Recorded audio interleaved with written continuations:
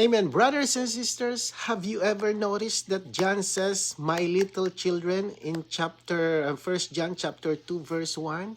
And then we learn this from the life study of First John message 19. Why did not he say students? Why did not he say followers?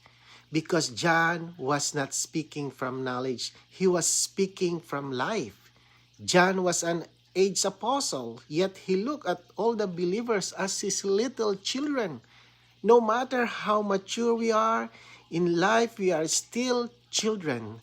Just like an elderly father may still call his grown 60 years old son my child. That word is not weakness, it is intimacy. John did not raise students, he did not gather followers, he shepherded life.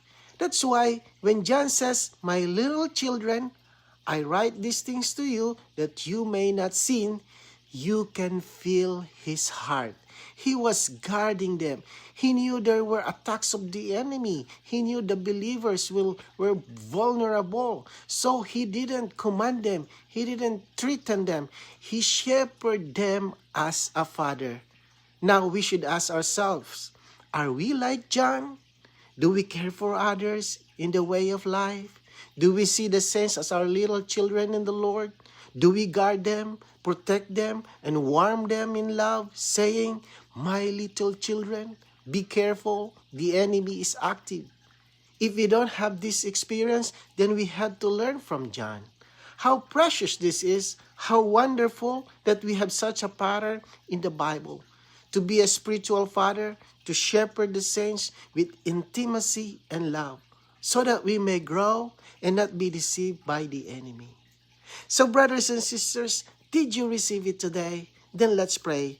Lord Jesus, thank you, Lord Jesus, for giving us such a pattern, John.